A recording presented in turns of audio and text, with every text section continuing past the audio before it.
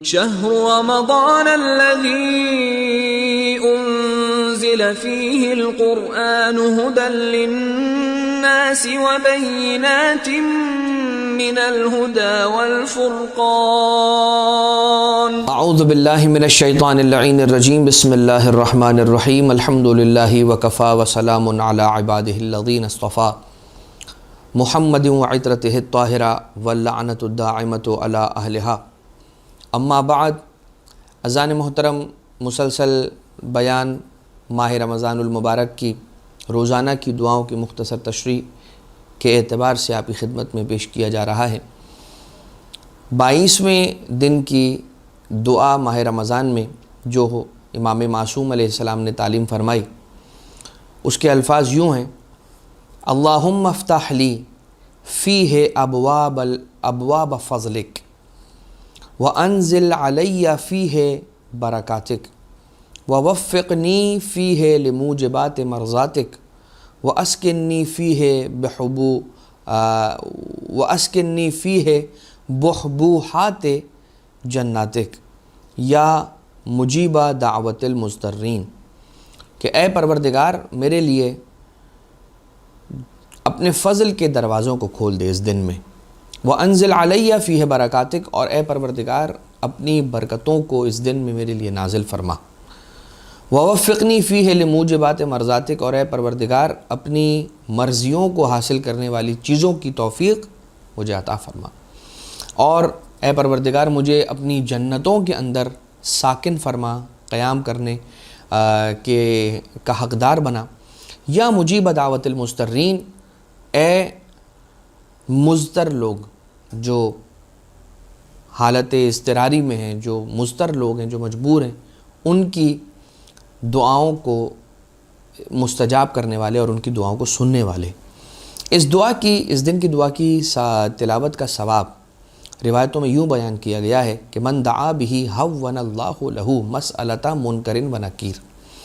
جو کوئی اس دن اس دعا کی تلاوت کرتا ہے تو پروردگار عالم اس کے لیے منکر اور نکیر کے سوالوں کو آسان کر دیتے ہیں. وسکرات الموت، اور موت کی سکرات یعنی جان کنی کا عالم جو ہوتا ہے، جان نکلنے کا جو عالم ہوتا ہے، وہ اس کے لیے آسان کرتے ہیں.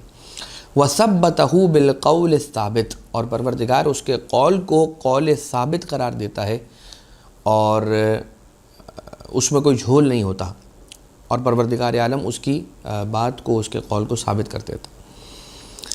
اب پروردگار عالم کے فضل کا سوال کیا گیا ہے یہاں اس دعا کے اندر، اور یوں بیان ہوتا ہے کہ لو لا فضل اللہ علیکم ورحمتہ، اگر اللہ کا فضل تم پر نہ ہوتا اور اس کی رحمت تم پر نہ ہوتی، لکنتم من الخاسرین، تو تم یاد رکھو کہ نقصان اٹھانے والے اور خسارہ اٹھانے والوں میں سے ہو جاتے.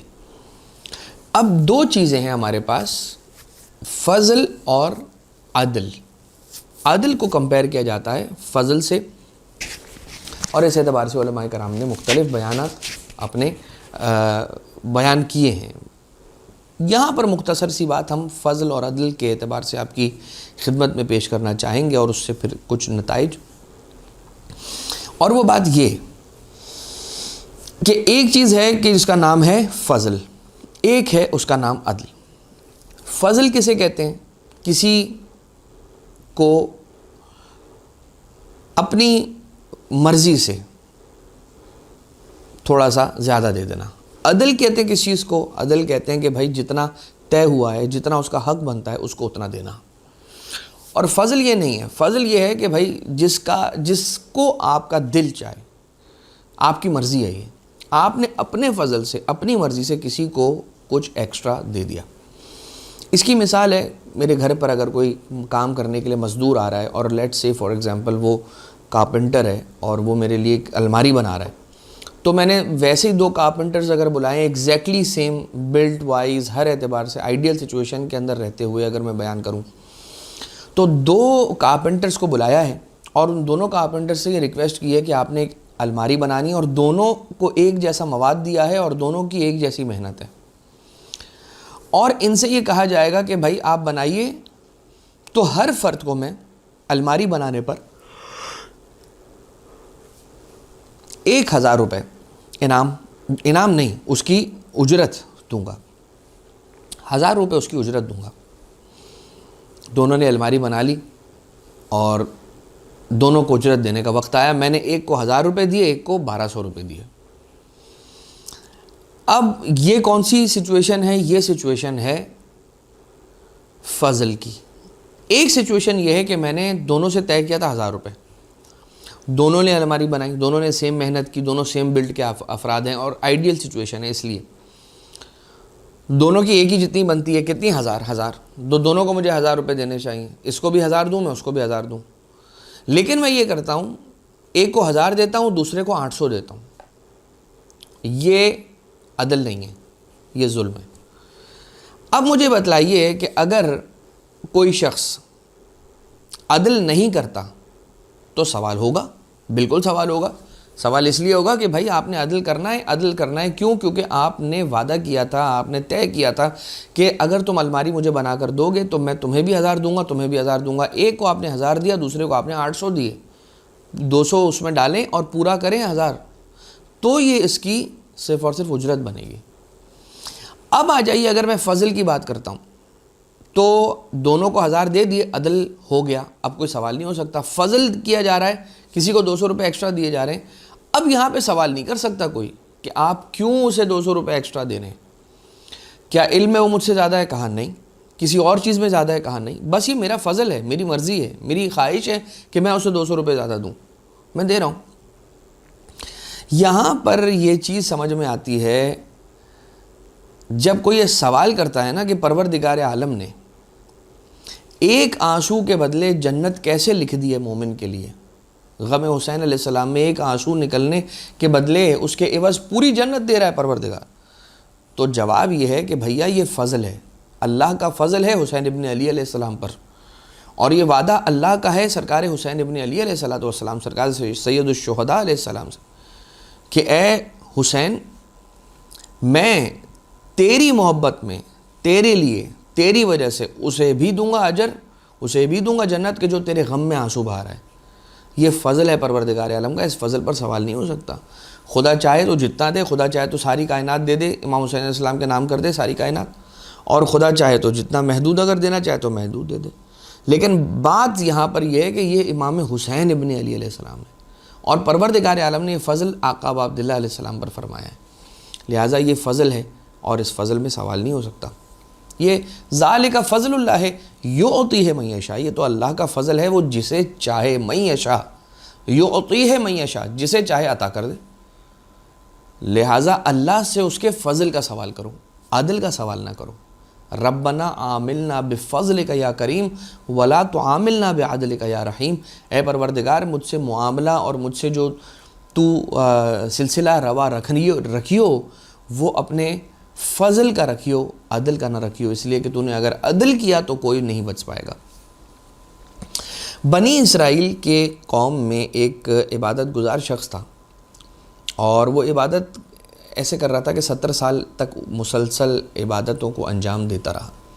پروردگار عالم نے وحی کی اس زمانے کے نبی کو کہ اے نبی خدا، اس عابد و زاہد شخص کے پاس جائیے اور اس سے کہیے کہ تم نے اپنی عمر ہماری عبادت کے اندر گزاری، ہم تمہیں اپنے فضل و کرم سے بخش دیں گے، ہم تمہیں اپنے فضل و کرم سے بخش دیں گے، تم نے پوری زندگی ہماری عبادت میں گزار دی، اب ہم تمہیں اپنے فضل و کرم سے بخش دیں گے۔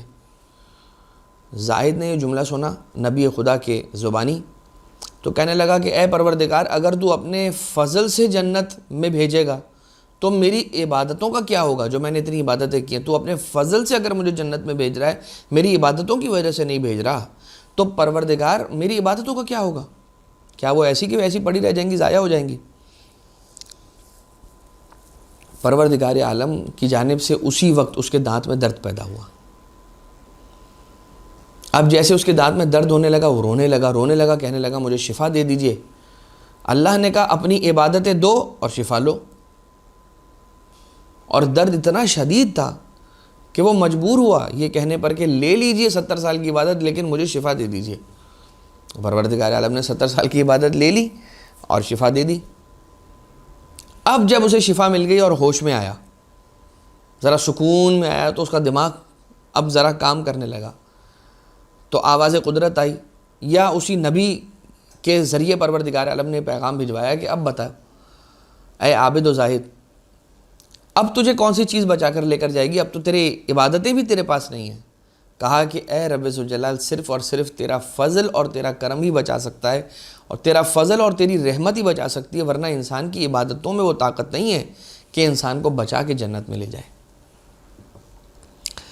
چھٹے امام ہیں صادق آل محمد امام جعفر صادق علیہ الصلوۃ والسلام، اللہم صلی علی محمد وآل محمد۔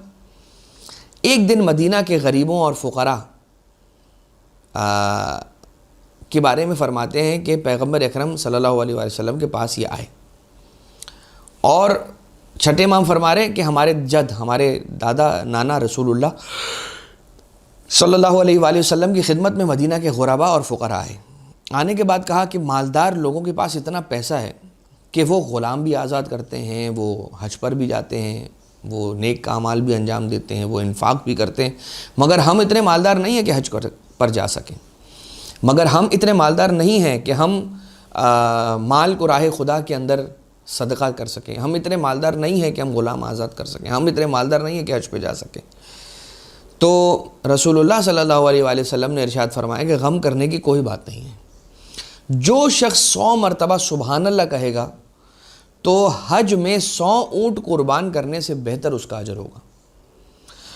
جو شخص 100 مرتبہ اللہ اکبر کہے گا تو 100 غلام آزاد کرنے سے بہتر ہوگا یہ عمل، اور جو شخص 100 مرتبہ الحمدللہ کہے گا تو 100 اونٹوں کو ساز و سامان سمیت راہ خدا میں بھیجنے سے یہ کام بہتر ہوگا۔ پروردگار کتنا کریم ہے اپنے بندوں پر، خواہش یہاں سے بندہ کر رہا ہے، وہاں سے عطا پروردگار عالم کر رہا ہے کہ بھائی پرانی امتوں کے لیے تو یوں تھا، ہمارے لیے ثواب نہیں ہے، خدا نے کہا تو بھی لے لے یہ ثواب۔ کون سی وہ چیزیں ہیں کہ جن کے ذریعے سے انسان سے برکتیں دور ہو جاتی ہیں، ان چیزوں کو ذرا دیکھتے ہیں، اور مختصر ترین انداز میں 5 چیزوں کو آپ کی خدمت میں بیان کر دیا جائے کہ جن کی وجہ سے برکت انسانی وجود سے دور ہو جاتی ہے، اور وہ ہیں: نمبر 1 گالی دینا، نمبر 2 خیانت کرنا، نمبر 3 نماز کو ہلکا جاننا، نمبر 4 امر و نہیں کرنا، نمبر 5 ائمہ علیہ الصلوۃ والسلام سے توسل کرنا۔ یہ وہ چیزیں ہیں کہ جو توسل نہ کرنا، معذرت کے ساتھ ائمہ طاہرین علیہ السلام سے توسل کا نہ کرنا، یہ انسان کی برکت کو دور کر لیتا ہے۔ تو کون کون سی چیزیں ہیں کہ جو انسان سے برکت کو دور کرتی ہے؟ نمبر 1 گالی دینا، ایک ہمارا معمول بن چکا ہے۔ آپ ذرا سا روڈ پر نکل جائیے اور لوگوں کی باتوں کو سننا چاہیں تو ایک جملے میں 3 گالیاں، انسان کو زیادہ گالیاں دینا اس کے دل کو مردہ کر دیتا ہے۔ خیانت کرنا برکت کو دور کر دیتا ہے، نماز کو ہلکا جاننا برکت کو دور کر دیتا ہے، امر اور نہیں، امر بالمعروف نہی عن المنکر نہ کرنا، یہ بھی انسان کے سے برکت کو دور کر دیتا ہے، اور ائمہ طاہرین علیہ السلام سے توسل کا نہ کرنا، یہ بھی انسان سے برکت کو دور کر دیتا ہے۔ آج کی شب خصوصیت کے ساتھ کہ جب شب قدر کے اعمال کریں گے تو اپنی ان کچھ دعاؤں کے اندر ان دعاؤں کو شامل کر لیجئے گا کہ بار الہ تجھے واسطہ محمد و آل محمد کا، ہمیں معرفت ائمہ معصومین علیہ السلام نصیب کیے رہنا، اور یہ نسل میں ہمارے منتقل ہو مودت اہل بیت اطہار علیہ السلام، محبت و معرفت اہل بیت اطہار علیہ السلام کا پیغام۔ اور اے پروردگار ہمیں ایک ایسا یقین عطا کر دے کہ جس یقین کے ذریعے سے شک دور ہو جائے، وارزقنی الیقین یذہب الشک عنی، اور اپنے ولی، اپنی حجت صاحب الامر علیہ الصلوۃ والسلام کے ظہور میں تعجیل فرما، ہمیں مولا و آقا کے اعوان و انصار میں شمار فرما۔